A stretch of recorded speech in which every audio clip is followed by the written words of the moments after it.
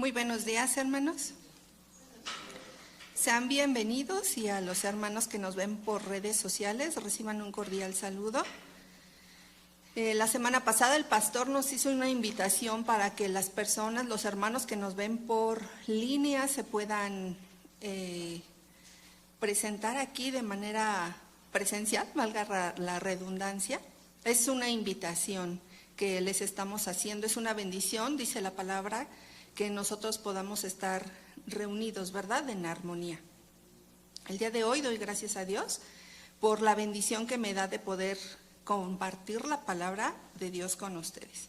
Vamos a hacer una oración, por favor. Si me acompañan cerrando sus ojos. Padre, en el nombre de Jesús, nos acercamos delante de tu presencia, Señor, agradeciéndote con todo nuestro corazón por este día de vida que tú nos das, por la oportunidad, Señor, que nos das de acercarnos delante de tu presencia, Señor, para hallar gracia para el oportuno socorro. Queremos decirte, Señor, que te necesitamos, que esta vida, Señor, no vale la pena si no es por ti. Te damos gracias, Padre, porque tú nos has dado un sentido para nuestra vida. Tú eres la razón de nuestra existencia, Señor. Y queremos decirte, Señor, que queremos poner delante de tus pies todo afán, todo pecado, toda distracción, todo aquello, Señor, que sea un impedimento para que podamos tener un corazón dispuesto, Señor. Humillamos nuestra cerviz delante de ti, humillamos nuestro orgullo, Señor, nuestro pecado, lo confesamos delante de tu presencia, para que seas tú, Señor, hablando a nuestras vidas, a nuestra mente, a nuestro corazón, y que seamos hombres y mujeres, Señor, que estemos dispuestos a ser moldeados y transformados a tu imagen, Señor. Porque ¿cómo podría el barro decir al alfarero, ¿qué estás haciendo? ¿Qué estás haciendo de mí? No podemos, Señor. Tú eres nuestro Dios, nuestro Señor, nuestro Salvador. Y con un corazón dispuesto, Señor, queremos pedirte que tu palabra inunde, Señor, todo nuestro ser, cada día de nuestra vida, para que nosotros podamos llegar a esa estatura del varón perfecto. Estamos en un proceso de santificación y queremos, Señor, que tú escuches el clamor de nuestra oración, que te pide, Señor, que sigas obrando en nuestras vidas, aún hasta en lo más profundo de nuestro corazón, aquello, Señor, que solo tú conoces y que solo tú puedes cambiar en nuestro interior. Tú tienes el poder por el poder de tu evangelio, Señor, para moldearnos, para transformarnos a tu imagen y a tu semejanza. Gracias, Padre, porque sabemos que si pedimos algo conforme a tu voluntad, tú nos oyes.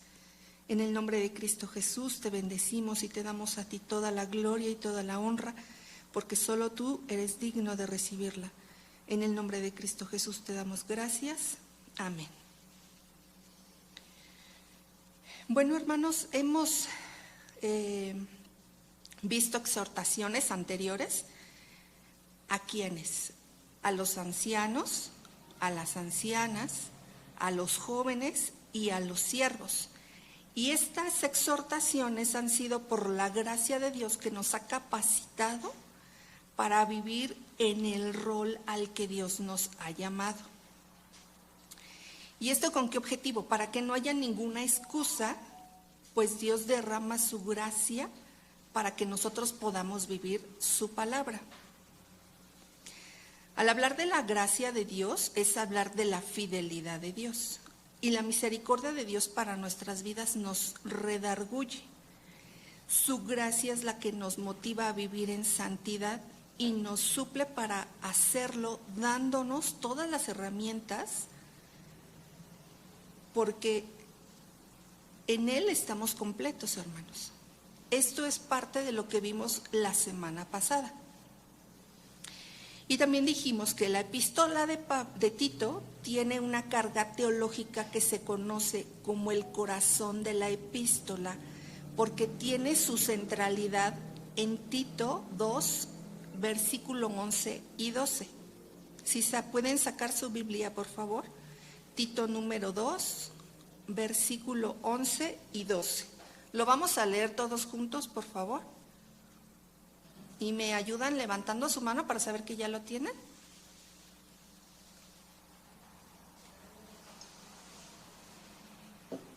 ¿Sí? Empecemos todos juntos. Tito 2, 11 y 12. Porque la gracia de Dios se ha manifestado para salvación a todos los hombres, enseñándonos que, renunciando a la impiedad y a los deseos mundanos, vivamos en este siglo sobria, justa y piadosamente. El día de hoy vamos a estudiar el versículo de Tito 2, versículo 12. Se los vuelvo a leer. Enseñándonos que, renunciando a la impiedad y a los deseos mundanos, vivamos en este siglo sobria, justa y piadosamente. La primera palabra de este versículo dice enseñándonos. Esta palabra significa entrenar a un niño, educar, disciplinar, aprender, castigar, castigo, corregir, disciplinar y enseñar. Dios nos capacita, hermanos, y nos enseña para que nosotros seamos fortalecidos. ¿Para qué? Para renunciar a lo que éramos en nuestra vieja naturaleza. Sin Dios, donde quien gobernaba era nuestro yo. Pero ahora, estando en Cristo, hay muchos que se dicen ser cristianos y viven en el engaño porque su lema de vida es: soy cristiano y vivo como yo quiero. ¿Alguien ha escuchado alguna vez así? Alguna vez nos comentaba una hermana que decía, es que mi hija tiene una compañera en la escuela y ella dice que es cristiana, pero su testimonio y su forma de vida no tiene nada que ver con lo que sus papás y en su familia viven. Ella encuentra esa diferencia de una familia que vive de acuerdo al plan y al propósito de Dios, y una joven que dice, pues yo soy cristiana, pero vivo como yo quiero. Y eso no es lo que Dios quiere, ¿verdad? Porque lamentablemente esto no da testimonio de un Dios vivo y resucitado, que es quien gobierna la vida, ¿verdad? Ya que lo único que demuestran es que siempre buscan sus pretensiones. Yo esto, siempre soy yo. Pueden poner el ejemplo que quieran, pero siempre voy a ser yo. Cuando argumentan, soy cristiano y vivo como yo quiero. Ahora, Tito 2:12 dice, enseñándonos que, renunciando a la impiedad y a los deseos mundanos, vivamos en este siglo sobria, justa y piadosamente. Entonces, si Dios nos ha dado un nuevo nacimiento, necesitamos que todas las cosas nos sean enseñadas, porque somos nuevas criaturas. Un día todos los que estamos aquí nacimos de nuevo, ¿verdad? Cuando un bebé nace, ¿qué necesita? Su alimento, educación, está en esa dependencia de parte de Dios.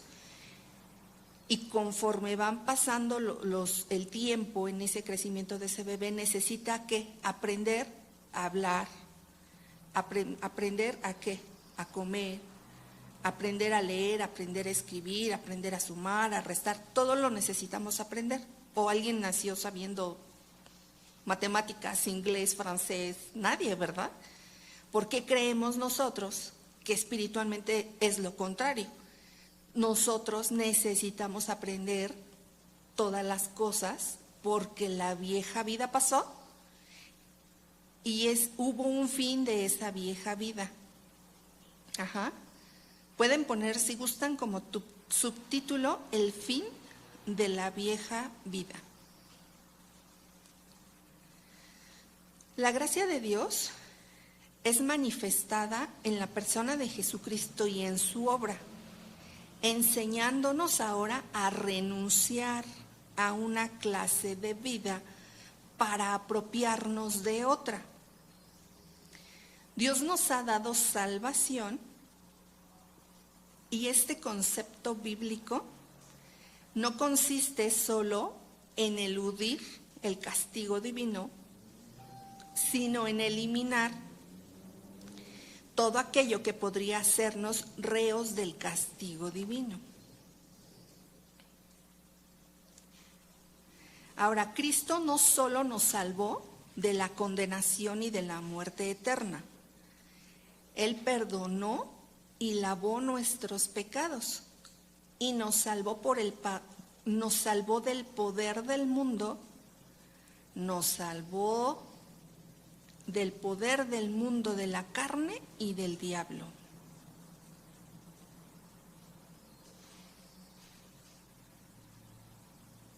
Entonces, todo aquel que se dice ser salvo de sus pecados y de las influencias de la sociedad, lo demostrará viviendo la clase de vida que Dios muestra en su palabra, la cual es muy distinta a la de la vieja naturaleza.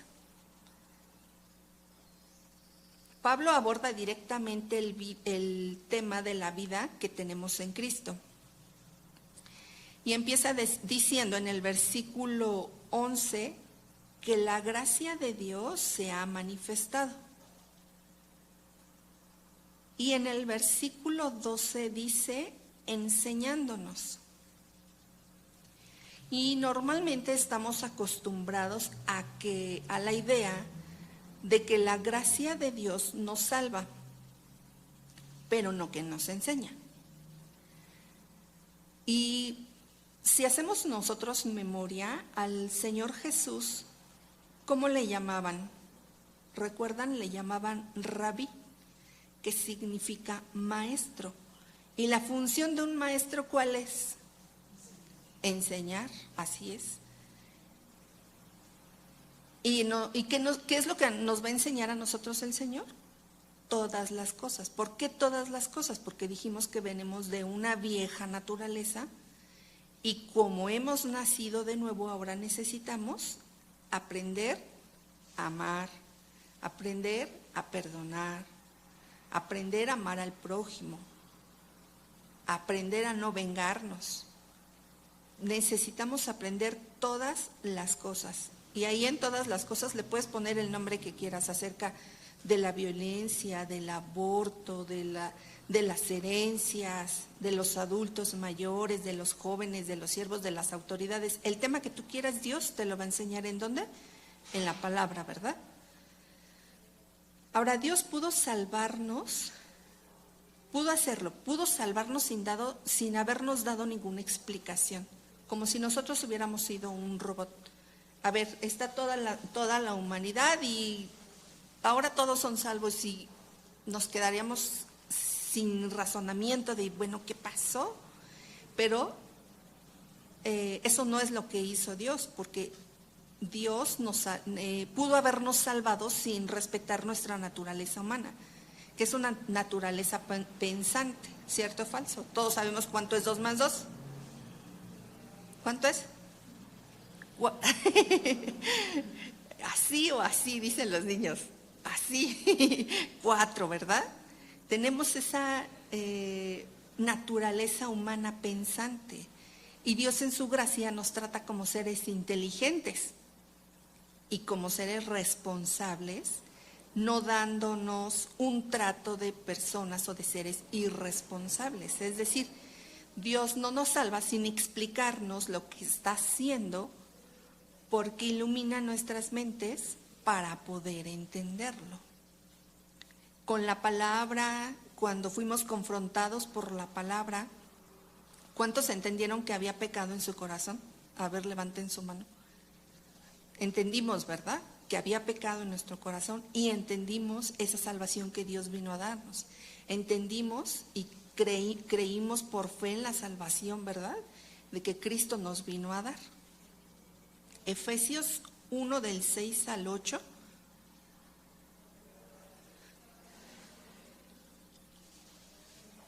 Efesios 1 del 6 al 8 dice, para alabanza de la gloria de su gracia, con la cual nos hizo aceptos en el amado, en quien tenemos redención por su sangre, el perdón de pecados según las riquezas de su gracia, que hizo sobreabundar para con nosotros en toda sabiduría e inteligencia.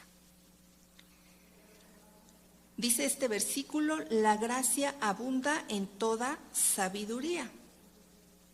Y casi es la misma idea que en nuestro texto que estamos estudiando, que la gracia nos enseña. Pablo, entendiendo esto, oró a favor de los efesios. Vamos a ver qué dijo. Efesios 1,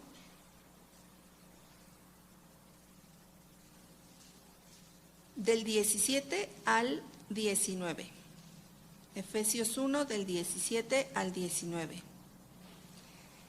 Para que el Dios de nuestro Señor Jesucristo, el Padre de gloria, os dé espíritu de sabiduría y de revelación en el conocimiento de Él, alumbrando los ojos de vuestro entendimiento, para que sepáis cuál es la esperanza a que Él os ha llamado y cuáles las riquezas de la gloria de su herencia en los santos y cuál la supereminente grandeza de su poder para con nosotros los que creemos, según la operación del poder de su fuerza. Ahora, Dios, que ha manifestado el Evangelio de una forma que puede ser comprendido de manera racional y comprensible, es quien también ilumina la mente, capacitándola para recibir esa revelación. Como dijimos hace rato, ¿verdad? Dios nos dio ese entendimiento. Conocimos que había pecado en nosotros, no fue algo así como si hubiésemos sido unos robots. Entonces el Evangelio es racional, aun cuando la gracia se nos comunica supremamente en forma del poder transformador de Dios. El Evangelio entonces se expresa en ideas y en doctrina, y es ahora como podemos y debemos entenderlo con nuestra mente. Y aunque es posible entenderlo, hay quienes lo entienden sin abrazarlo y sin creerlo. Y lo que es más difícil es abrazarlo sin entenderlo. Hay mucha gente, ¿verdad?, que se les dice, oye, ¿tú crees en Jesús? No, sí creo. ¿Crees que Jesús vino y murió en una cruz? Sí creo. Pero lo creen como decir, el monumento a la Revolución está en el centro de la ciudad. No tienen fe, no hay fe, porque pueden entenderlo y no hay fe. Si no tienen fe, mucho menos van a abrazar el hecho de ese sacrificio de Cristo y la obra que Él quiere hacer en nosotros. Por eso es que es más difícil, aún también, quienes lo abrazan, quienes dicen, no, sí, yo sí creo y voy y me reúno. Y bueno, no voy todos los domingos, voy cada 15 días, pero no entiendo nada. No entiendo nada de lo que me están diciendo, no entiendo nada de lo que me están explicando, pero yo soy cristiano, como el ejemplo que les ponía hace rato, ¿verdad? Y nosotros debemos de entender con claridad y examinar un poco nuestro corazón. Dios quiere que nosotros aprendamos a amar, a perdonar, a ser dadores alegres, a serle fiel. Y podríamos decir, sí, amén. Eso es lo que Dios quiere de mí. Pero cuando la palabra de Dios pasa por el filtro de nuestra mente, es cuando entramos en una lucha constante para obedecer o para justificar nuestras acciones. Por ejemplo, la pereza. Hoy es domingo. Ay, no, hoy es domingo. trabajé todo el día, toda la semana me levanté temprano, no descansé, tuve mucho trabajo, mucha tarea, juntas. Y sabemos que es bueno y agradable habitar los hermanos juntos en armonía y reunirnos los domingos, ¿verdad? Dios quiere que vayas a la congregación, ¿sí o no? Sí. Ah, no, pero Dios sabe que estoy muy cansada. Ay, no, estoy muy cansada, Señor. Y empezamos a bostezar y empezamos a luchar con nuestra propia mente y nuestras propias justificaciones. Pero Dios me entiende, Dios entiende que yo estoy cansado, que estoy cansada. Mejor voy el próximo domingo, al fin y al cabo. Pues puedo ver la predicación desde la comodidad de mi cama y con ronquidos indecibles.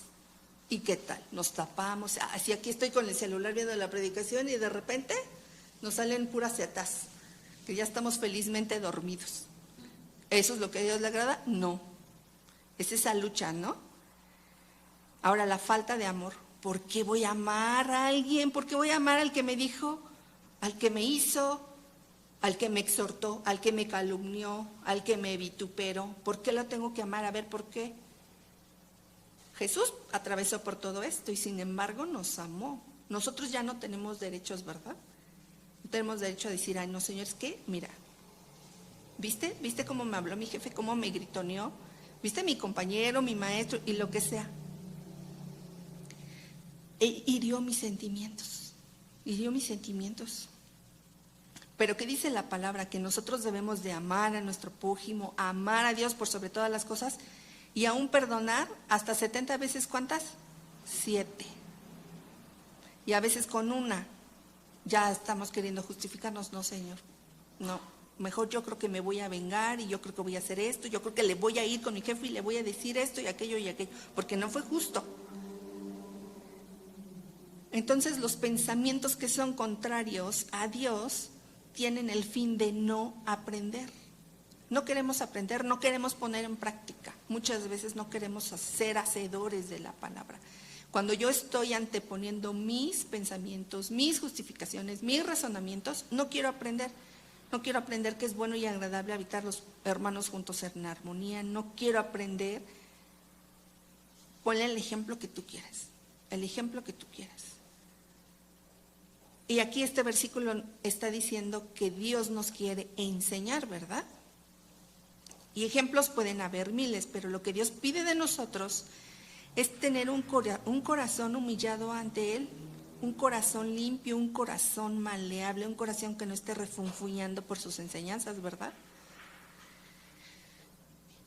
Que reconozcamos que sin Dios no podemos hacer nada. ¿El barro le puede decir a su Señor cómo debe de formarlo? No, ¿verdad? El barro no le puede decir eso. Ahora, para poder ser enseñados debe de haber un cambio y debe de haber un compromiso que sea real en nuestro interior para que nuestra vida sea hacedora de la palabra, teniendo la motivación correcta, y es dar gloria al que nos salvó. Jesucristo, al ser nuestro Padre y Maestro, busca enseñarnos y nosotros como sus hijos tenemos la responsabilidad de aprender en su gracia y en respuesta al amor que Él nos ha dado como nuestro Salvador. Dios nos dio de su palabra para vivir la nueva vida que Él nos dio. ¿Cierto o falso? Cierto, ¿verdad? Es nuestro manual de vida. Y este manual que Dios nos dio es para que nosotros sepamos que esa vida vieja quedó atrás y cómo es que Dios quiere que ahora vivamos en esa nueva vida. Ahora, el Evangelio es poder de Dios y sabiduría de Dios. Y Él se va a comunicar a nuestras mentes, llegando a todas las áreas de nuestra vida.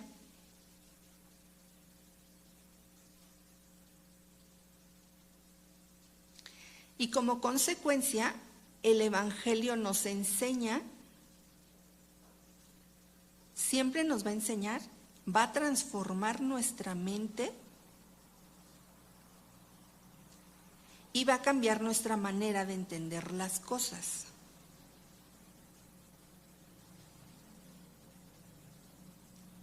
Y es aquí donde vemos que la gracia de Dios ha aparecido a nosotros enseñándonos. Y no solo eso, el Evangelio nos educa para vivir en la nueva vida en Cristo y nos educa para saber cómo dejar la vida pasada.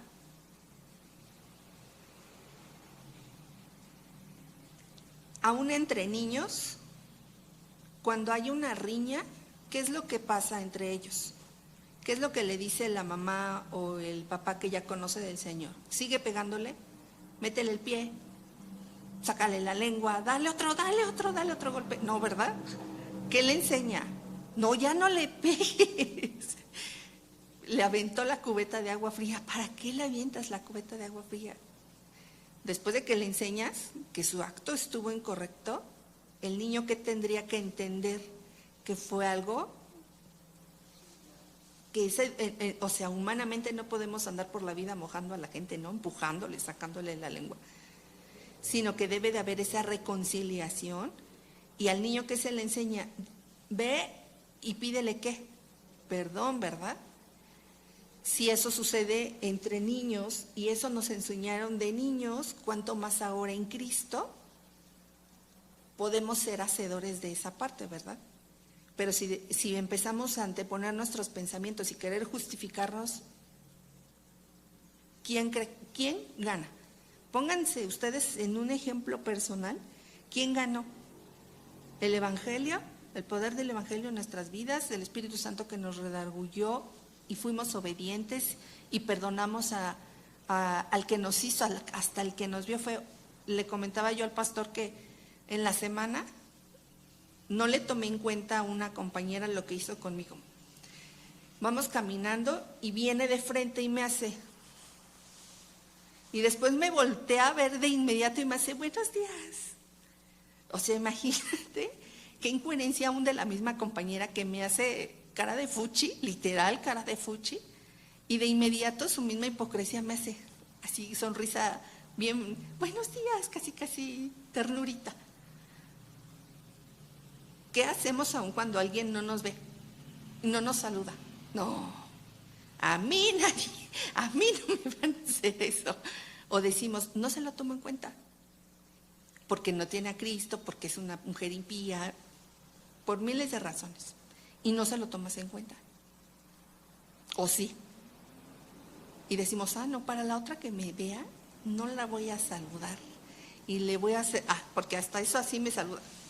A veces así me hacía, casi su cabello se le hacía así como que, a ti no te voy a saludar.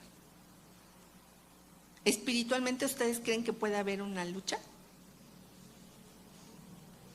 Pero ¿quién creen que debe de ganar? La palabra en nosotros haciéndose en esa manera práctica de vivir la vida. Porque ellos no tienen a Cristo. ¿Y quién se supone que es la persona fuerte en el espíritu? ¿Ella o yo? Nosotros, ¿no? Tú o tu jefe, tú o tu compañero de trabajo, tú o tu maestro, tú o tu hermana, tu primo, tu familiar, quien sea, tu vecina. Ella, esa persona que no tiene a Cristo, o nosotros. ¿Quién tendría que ser luz en las naciones? Sal. Nosotros, ¿verdad? Y a veces estamos dispuestos o no estamos dispuestos a negarnos. La verdad. A veces no. Pero es porque no estamos poniendo nuestros ojos en el autor y en el consumador de la fe. Cuando yo pierdo mi vista del sacrificio que hizo Cristo, empiezo a ver todo lo terrenal. Todo lo terrenal. Y las relaciones entre lo horizontal empiezan a tener fricción. Si mi relación con Cristo en lo vertical, yo estoy viendo el sacrificio, Señor, a ti te latigaron, a ti te golpearon, tú pagaste el precio de mi salvación, yo no me merecía esta salvación.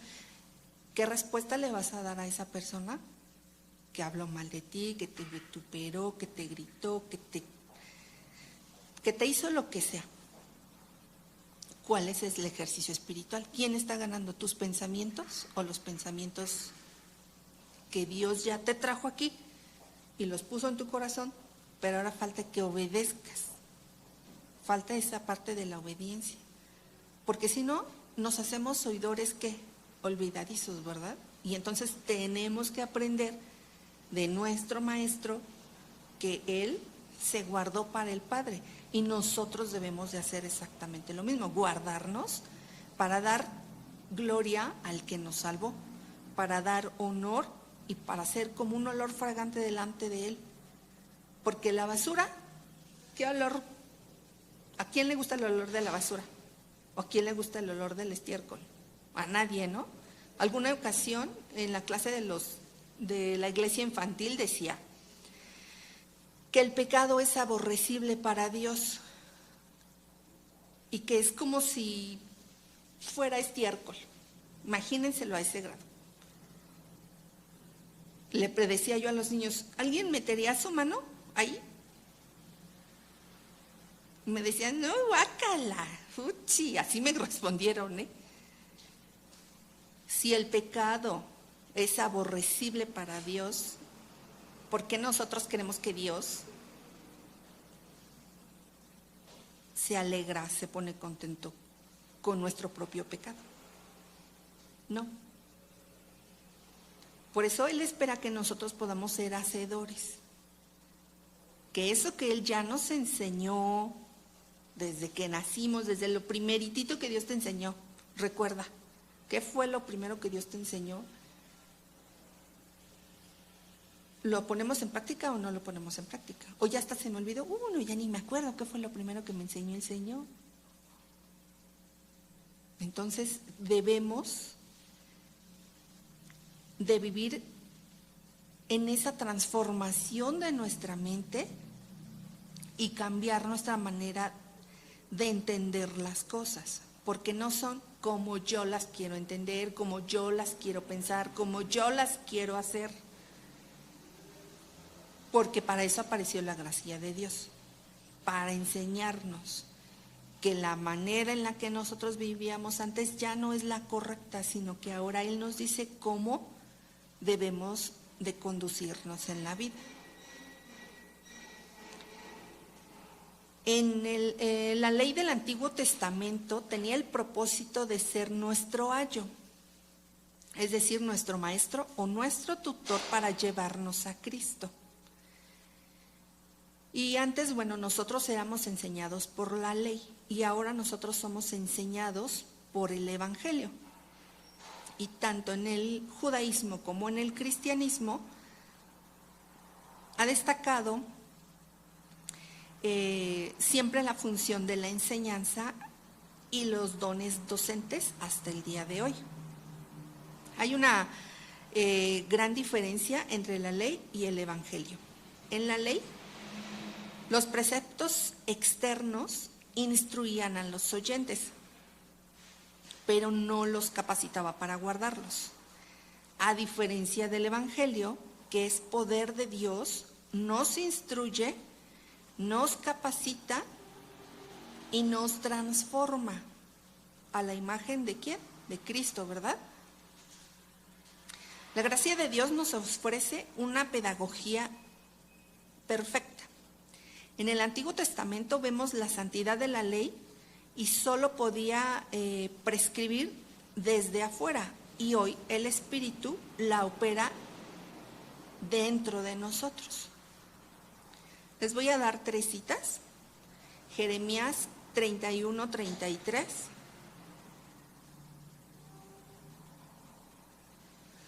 Romanos 8, del 3 al 4.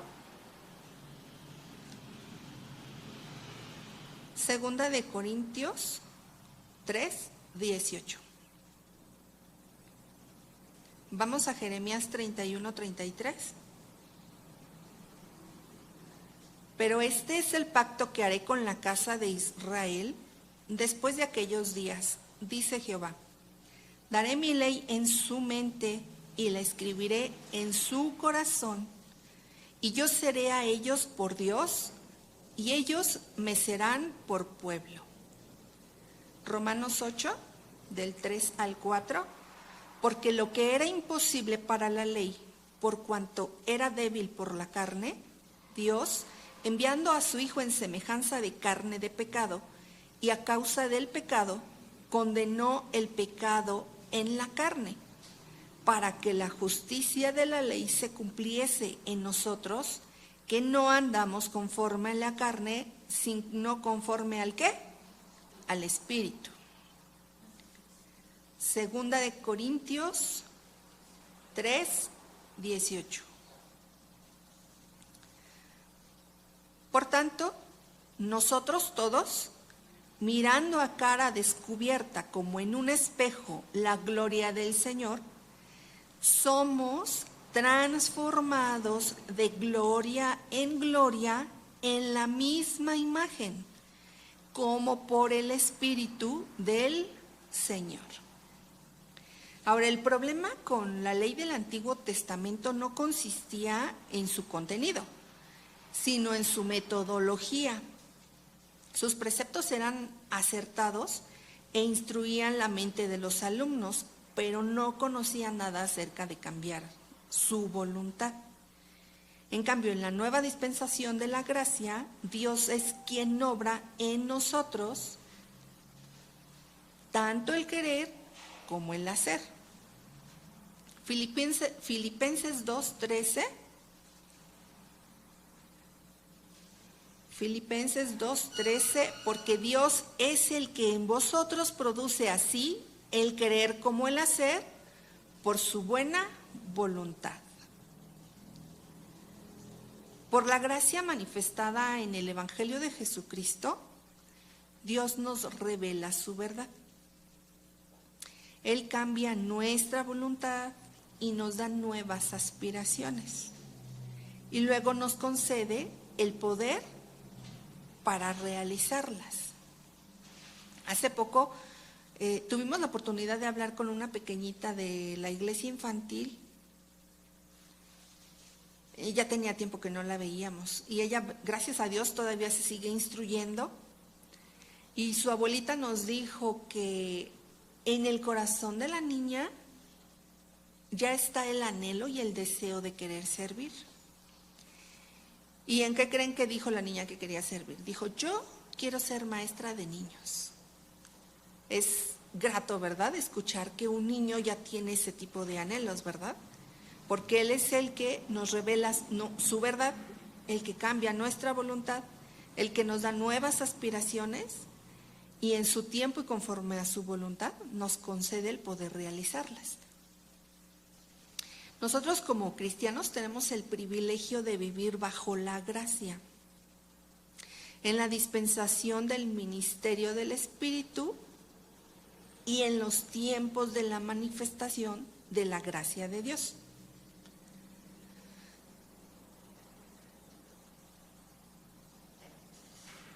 Y bueno, es importante que antes de considerar específicamente que la gracia nos enseña, es también conveniente expresar en términos negativos lo que Pablo dice al respecto.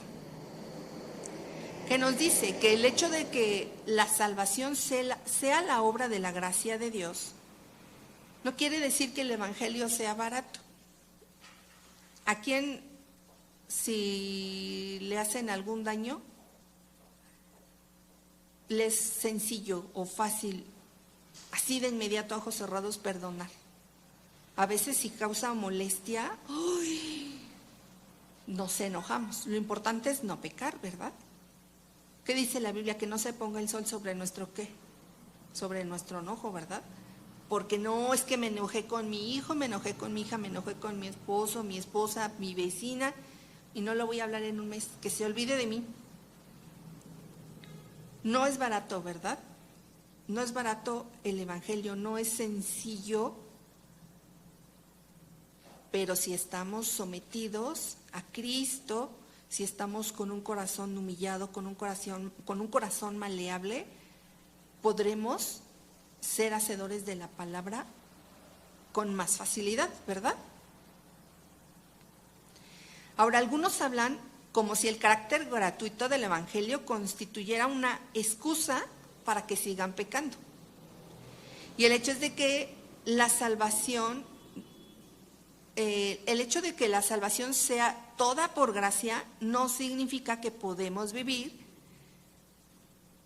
como nosotros querramos. No podemos vivir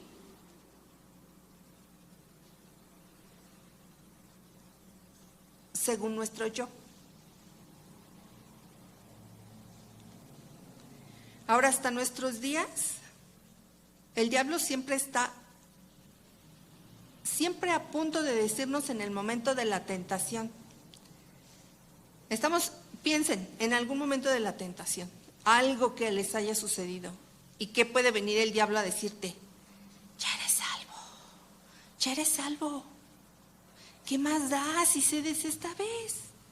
Ya eres salvo. Y luego, cuando cedimos, enseguida te dice: ¿tú que te dices creyente y has hecho esto? No eres tan buen creyente. Pero ¿qué tal? Primero te sedujo tu oído y prestaste oído a lo que no y diste lugar a tu carne, pues ya eres salvo. Por eso dijimos que el Evangelio es racional y se expresa en ideas, en doctrina, y ahora podemos y debemos entenderlo con la mente, ¿verdad? El efecto del Evangelio nunca es que nosotros cedamos ante el pecado, sino liberarnos de la vieja manera de vivir para no confiarnos en ella. Hay una lógica bíblica y hay algo que no es la lógica bíblica. Puesto que la gracia de Dios se ha manifestado, ¿podemos pecar impunemente? No, ¿verdad? ¿Deliberadamente? Tampoco. Sino que la gracia de Dios se ha manifestado y estamos sin excusa si no vivimos vidas santas. Es lo que explicaba el pastor hace rato, ¿verdad? Si estamos en el ministerio público y alguien se robó un gansito porque dijo que tenía galletas y te traes al que robó, mató, violó, ¿fue lo mismo? ¿Pecado? ¿O pecó menos porque se robó un gansito y porque hasta cortó cabezas y desmembró cuerpos? Pecó más. Para Dios tiene el mismo peso y no tiene ni forma, ni tamaño, ni color. Por eso nosotros no podemos justificarnos en absoluto delante de Dios y delante de su gracia para vivir impunemente, ¿verdad? Y la gracia de Dios se ha manifestado a nuestras vidas. La gracia de Dios no es un sustituto, no es un sucedáneo de la vida práctica, sino el medio por el cual nosotros somos capacitados para vivir en santidad. Y esto lo vemos de manera clara en Romanos, en la epístola de Romanos, la cual se compone de dos partes. Vamos a apuntar que en los capítulos del 1 al 11, Romanos del 1 al 11, Pablo nos habla de lo que nosotros podríamos llamar las doctrinas de la gracia de Dios. Y en los capítulos del 12 al 16, ¿sí? Las doctrinas de la gracia de Dios. Y en los capítulos de Romanos 12 al 16, nos expone la ética que debe de caracterizar nuestro diario vivir. ¿El diario vivir de quién? De los nacidos de lo alto, ¿verdad? De los hijos de Dios, de todo aquel que se haya apropiado de esa gracia. Y estas dos partes se unen entre sí por medio de la siguiente afirmación, Romanos 12 del 1 al 2. Así que, hermanos, os ruego por las misericordias de Dios que presentéis vuestros cuerpos en sacrificio vivo, santo, agradable a Dios, que es vuestro culto racional. No os conforméis a este siglo, sino transformaos por medio de la renovación de vuestro entendimiento, para que comprobéis cuál sea la buena voluntad de Dios, agradable y perfecta. La única manera razonable de corresponder a las misericordias de Dios, es decir, a todo lo que el Evangelio nos revela, que la gracia de Dios ha hecho a favor nuestro, no es continuando en el pecado, sino asumiendo una nueva manera de vivir. ¿Y cómo debemos de asumir esta manera de vivir? ¿Con responsabilidad o con irresponsabilidad? ¿Con qué? Dicen las maestras de la iglesia infantil, ¿con qué? No las escuché. A ver, otra vez todos fuerte. ¿Con compromiso o sin compromiso? ¿Con gratitud o con ingratitud? ¿Con amor a Dios o con desamor? Solo una hermana, qué barbaridad. ¿Con amor a Dios o sin amor a Dios? Y todo esto por la salvación que nos dio. Vamos de nuevo. Debemos de asumir una nueva manera de vivir con responsabilidad y compromiso. Con responsabilidad y compromiso. Por amor y gratitud a Dios por habernos dado una salvación tan grande. Nadie podría haber pagado esa salvación, ¿verdad?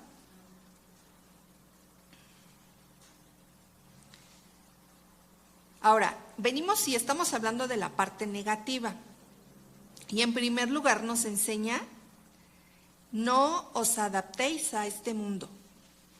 No os adaptéis a este mundo. Modas, el último outfit. ¿Qué más te gusta? El carro, la casa. ¿Qué más? ¿A qué más nos podemos adaptar? A formas de hablar, al calor. Y en segundo lugar, esto, o sea, no estoy diciendo que nos adaptemos a ellos, dice la Biblia que no nos adaptemos a este mundo.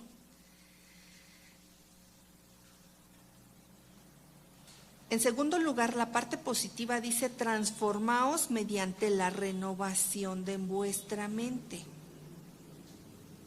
Si nos renovamos nuestra mente, Dios nos da sabiduría y nos da de su temor para saber qué escoger.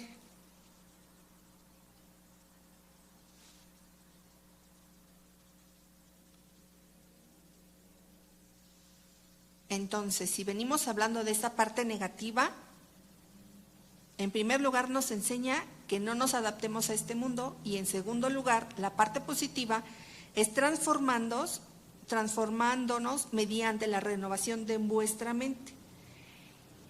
Y esto corresponde a las dos partes de Tito, que vimos en el versículo 11 y 12, enseñándonos que renunciando a la impiedad y a los deseos mundanos, vivamos en este siglo sobria, justa y piadosamente. Ahora, debemos de notar también que el asunto tiene que ver con la renovación de nuestra mente o entendimiento.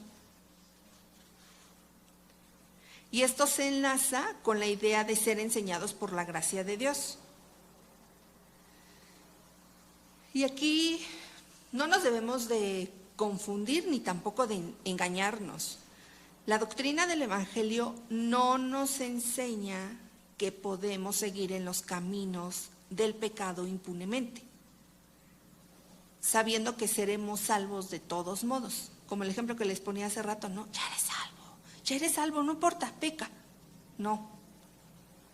Entonces, no podemos seguir en los caminos del pecado impunemente sabiendo que seremos salvos de todas maneras. Esto es una incorrecta presentación del Evangelio. La interpretación correcta es que el Evangelio empieza con un llamado verdadero al arrepentimiento y a la conversión.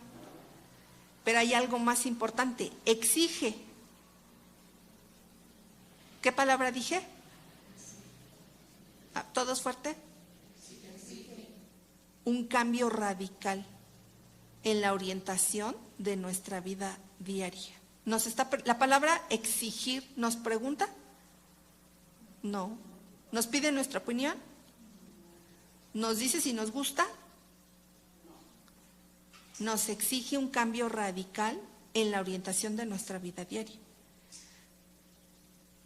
Y después, ¿qué sucede? El Evangelio proclama que Dios nos salva de la culpa del pecado. Esto es a través de la cruz de Cristo y del dominio práctico del pecado. Dominio práctico del pecado mediante el poder de la nueva vida en el Espíritu Santo.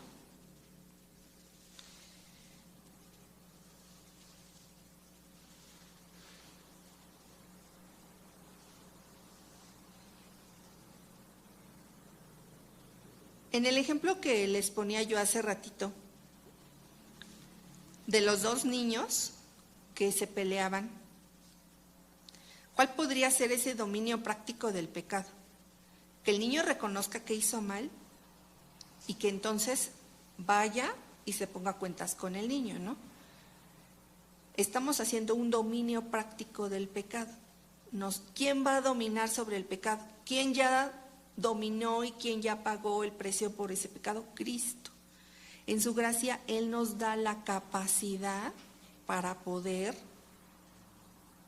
ser hacedores, para poder tener un dominio práctico del pecado. Esto es por el poder de la vida nueva que nosotros tenemos en el Espíritu Santo. Yo creo que a todos nos ha sucedido que si en alguna ocasión cometimos algo incorrecto, el Espíritu Santo, ¿qué es lo que viene a nuestras vidas? Nos redarguye, ¿verdad? ¿Qué fue lo que hiciste? Y entonces, aquí viene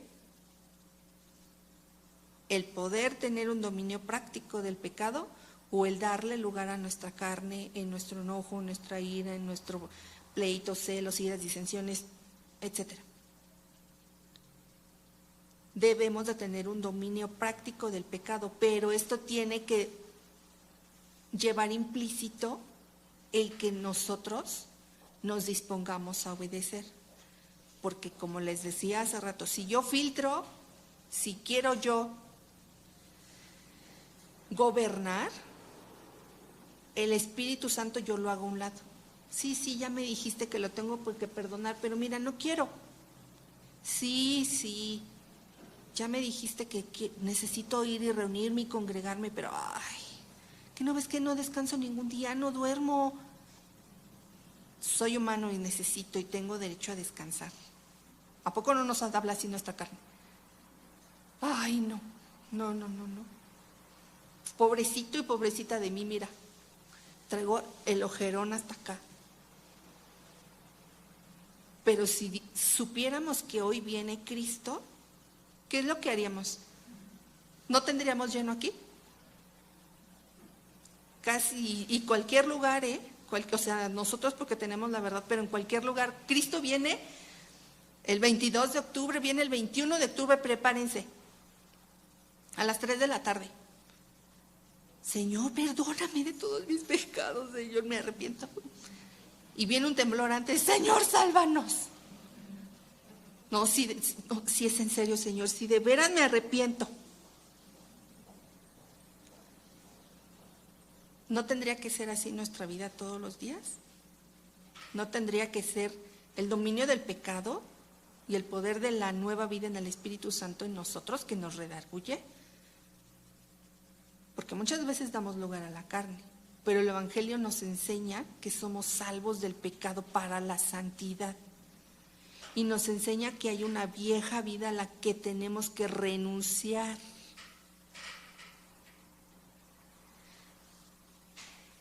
¿Qué pasa cuando alguien renuncia a algo? Renuncia porque ya no le gusta, porque no es algo conveniente a su vida, porque no es que ya estoy hasta aquí, mira, mi jefe siempre me grita, mi jefe, y yo, mira, nada más no doy fruto, pero voy a renunciar.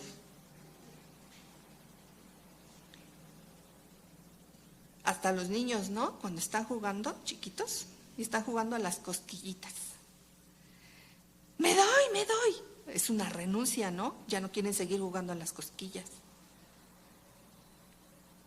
¿Por qué renunciamos?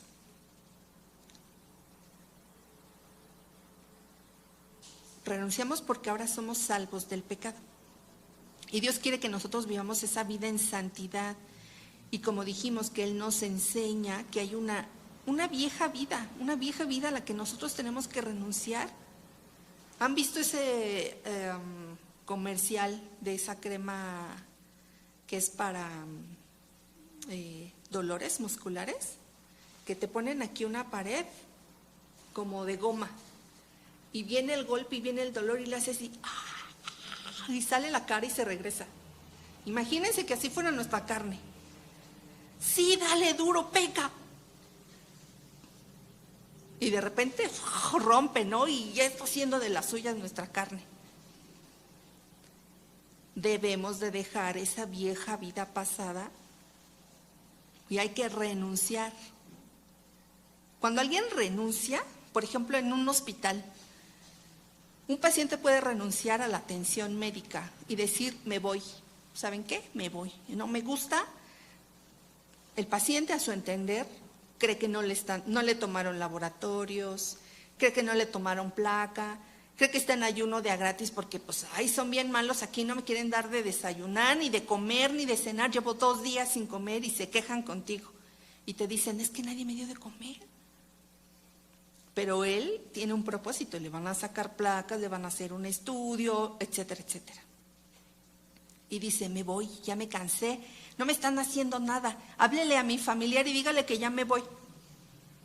Está renunciando a un beneficio que tiene, que le están ayudando para que pueda alcanzar un nivel de salud más óptima con la que llegó. Pero si dice me voy, ¿está qué? Renunciando, ¿verdad? Entonces, cuando nosotros renunciamos, debemos de adoptar esa nueva vida para abrazar y adoptar todo lo que Dios ya nos dio. Y a los niños les decimos que, ¿qué es esto? Las maestras, ¿qué es esto, maestra? ¿Qué significa para los niños esto? La Biblia. Les decimos, esto es la palabra de Dios.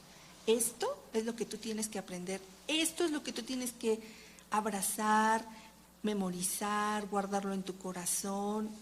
Mira, pídele perdón, ¿me perdonas? ¿Y qué hacen los niños? Se perdonan y con una sonrisa ya se están amando. Están dándonos un ejemplo práctico del dominio del pecado. Luego, entonces, lo correcto es renunciar. Lo correcto al renunciar a algo es porque seguramente pisaste fondo, porque ya no quieres seguir en esa condición, porque ya te rendiste, porque ya te arrepentiste, ya reconociste tu pecado. Y nosotros debemos de renunciar y dejar voluntariamente, abandonar y desistir de esa vieja manera de vivir. Como dice Pablo, debemos de renunciar a 2 cosas, a la impiedad y a los deseos mundanos. Bueno, hermanos, aquí vamos a terminar nuestra clase.